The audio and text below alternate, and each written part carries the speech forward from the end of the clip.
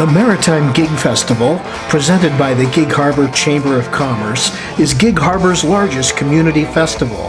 Held during the first weekend in June every year, this two-day, family-friendly event has become Gig Harbor's biggest party, signaling to gray sky-weary residents that summer's finally here.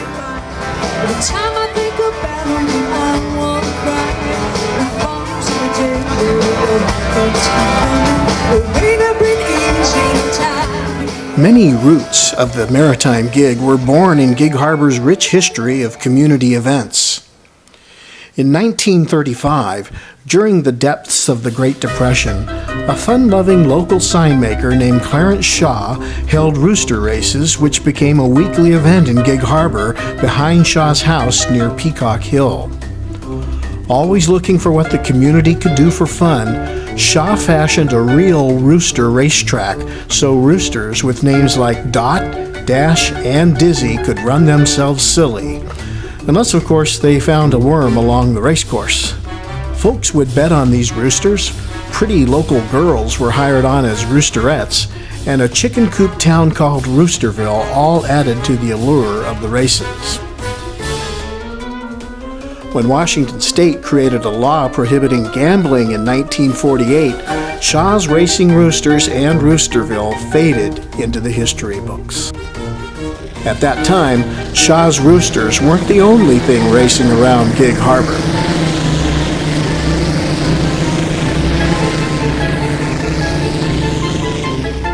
These rooster tales eventually went the way of Clarence Shaw's Roosters, but little stopped him from finding ways to have fun. In 1951, Shaw introduced the Round Rock Contest. The object was simple: find the roundest rock, win money. The Round Rock Contest became a tradition that continues today as part of the Maritime Gig Festival. A display of winning round rocks from the past can be found at Gig Harbor's Harbor History Museum. Later, as the decade of the 60s came to a close, a group of enterprising women, known then as the District Association of Gig Harbor Lady Merchants, felt it was time the community honored its fishing heritage and the men who put their lives at risk making their living as commercial fishermen. They teamed up with the Fishermen's Club Auxiliary, and in June of 1970, Harbor Holidays was born.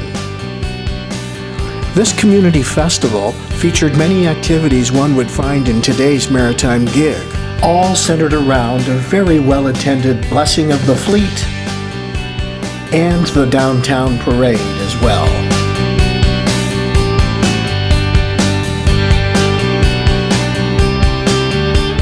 Throughout the 70s, the Lady Merchants Group expanded, as did Harbor Holidays, and activities including skydiving and water skiing exhibitions, square dance demonstrations, fireworks, and a bed race definitely not for sleepyheads. And of course, who could forget Admiral Leaky Tiki and the infamous Leaky Tiki Watercraft Parade.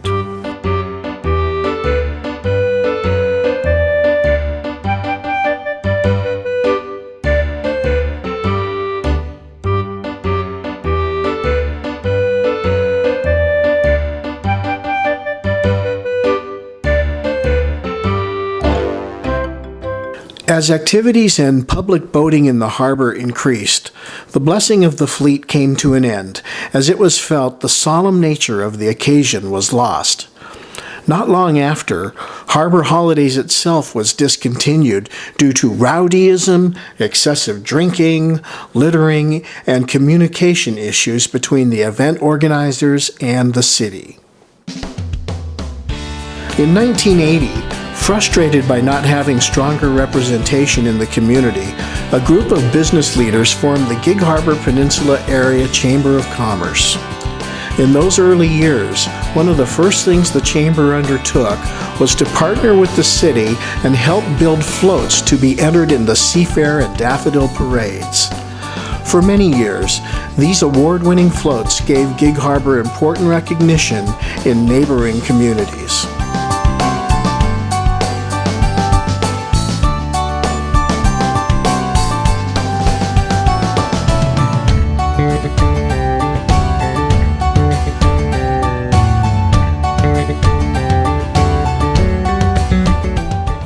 The 80s and 90s featured many spring and fall festivals, as well as a continuation of some of the most popular elements of harbor holidays.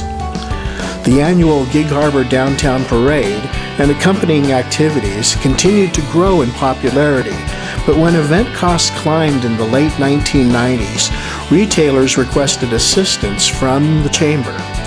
In June of 1998, the first annual Maritime Gig Festival, presented by the Gig Harbor Chamber of Commerce, made its debut. Celebrated at various locations throughout Gig Harbor, this first gig had a theme of unity in the community.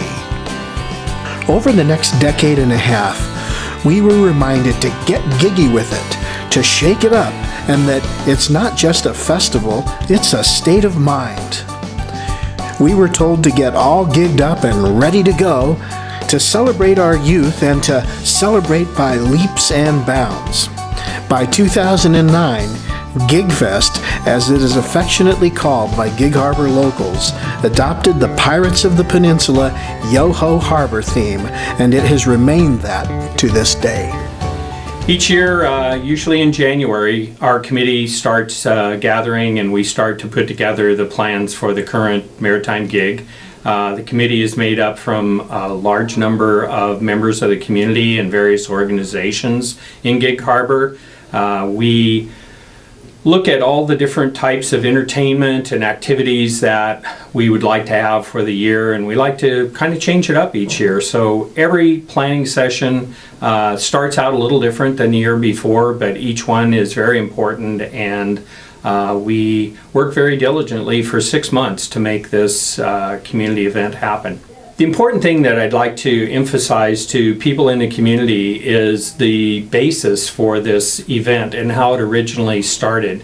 Local businesses were very dependent, as we are today, on individuals in the community supporting their businesses. And this was their way of saying thank you to the community for patronizing their businesses.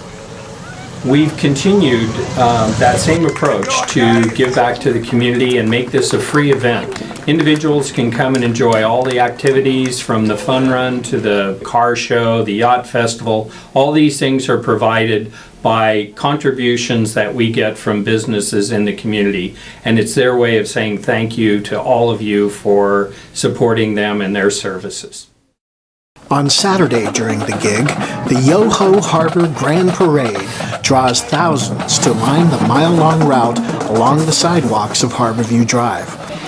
A parade like this doesn't just happen. It takes months of planning by dedicated people to ensure it is safe and goes off without a hitch. Every year, thousands of people line up from the Harbor History Museum to the Tides Tavern in anticipation of watching the annual Yo-Ho Harbor Grand Parade. Planning for the Maritime Gig Festival and the parade typically starts in January, when I received my first parade application from the eager Tom Halligan with the Gig Harbor Sportsman Club, wanting to be first in line. And now, always a crowd pleaser, the Harbor Lights Circus Club! Over 100 businesses and organizations in the community participate in the parade. And while that may not sound like a lot, that is over 230 units, which is made up of over 2,000 walkers and 150 floats, trucks, and cars that I have to push through from the Harbor History Museum to the Tides Tavern in order to open up the roads. Has anyone seen my parrot? You know they taste like spotted owl, don't you? What most people don't see is the organized chaos that is going on behind the scenes, and I could not pull it off without the help of the Gorman family, who has been helping volunteer for the last 25 years, checking in parade participants and making sure that each one of them are in the correct line. So I really thank the Gorman family for all the help that they have given. And here's to another great year. As one can imagine, it takes lots of community volunteers to support the Chamber's efforts to make the gig safe and fun for everyone. From keeping the parade route clear to throwing out the trash, it takes a Herculean effort to run a festival like the gig. The volunteers are the backbone of the Maritime Gig. Without them, there would be no festival. Beginning in March, we have a group of longtime dedicated volunteers that meet frequently to discuss the many details that go into putting on this two-day event. During the weekend of the gig, we require approximately 100 volunteers to act as parade marshals, gatekeepers, and supervisors for the children's area. We have many who volunteer year after year, including youth groups, church groups, and families such as the Gormans and Stearns. Rubbish control is critical, and we have been fortunate to have Jamie's husband, Scott Taylor, and his buddies from JBLM to manage the trash, keeping the streets and park clean. Each of our volunteers is given a stylish Maritime Gig t-shirt, and this year I'm excited to receive my 4th t-shirt. We thank our volunteers by hosting a pizza party and movie at the Galaxy Theater. However, I know my favorite part of that party is when Josh shows his recap video of the Maritime Gig. And quite frankly, I think it's everyone's favorite part. The Blessing of the Fleet has been featured in every Maritime Gig Festival. This cherished tradition takes place on Sunday afternoon. Facilitated by the Knights of Columbus, the event begins at the Old Church with a procession on foot down Rosedale Street. Church leaders stop at the Fisherman's Memorial to say a prayer in honor of fishermen that have died at sea. The Blessing of the Fleet is a time-honored tradition that dates back many centuries. According to the legend, an Italian fishing boat had lost its way in a thick fog, and the crew was facing certain death unless they found their way back to shore. Suddenly, a crew member saw a glimmering light in the distance. Following the light, they were able to make their way back to shore safely. There they discovered that the light came from a medallion of Madonna de Luma, Mother of Light, set in a grotto high on a cliff. In 2013, the Wheels on the Water car show was added to Sunday's schedule to continue to expand the appeal of the gig. The show, open to all types of vehicles, was a tremendous success, with plans for expansion in 2015. Entertainment has always been an integral part of the Maritime Gig, for kids playing at the Children's Fair to adults singing and dancing to some of the best bands in the Pacific Northwest. Getting a gig at the gig is something entertainers love to do.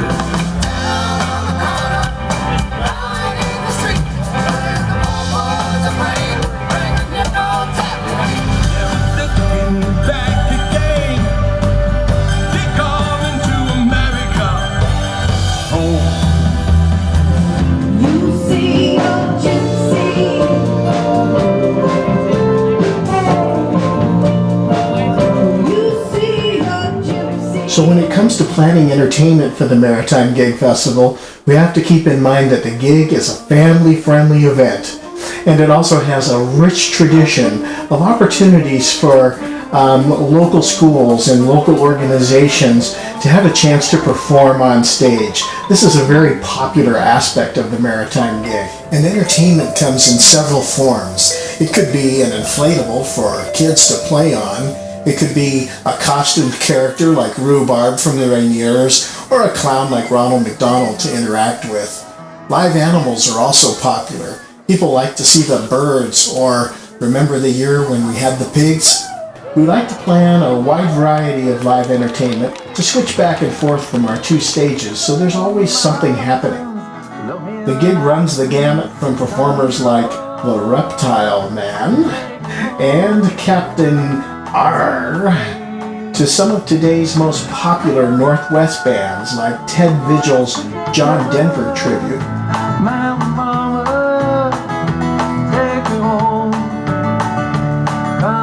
or Heart by Heart, featuring 2 band members from Heart that are in the Rock and Roll Hall of Fame.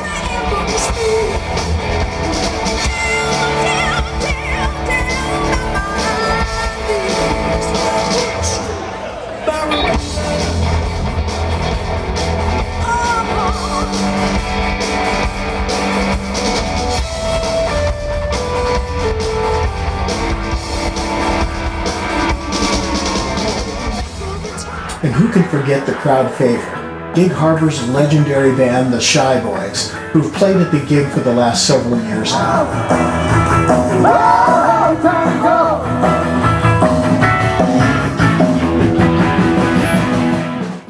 With its wide variety of activities for all ages and celebrations focused on our maritime heritage, the Maritime Gig Festival plays a major role in continuing the rich tradition of Gig Harbor community events.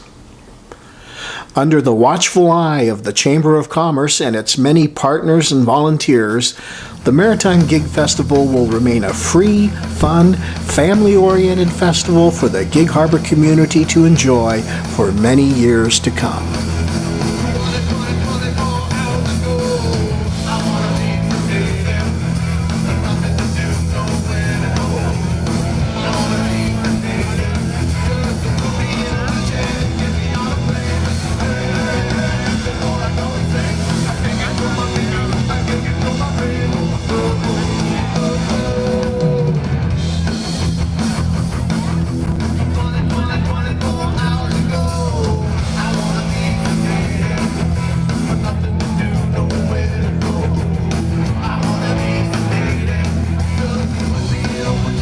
Give me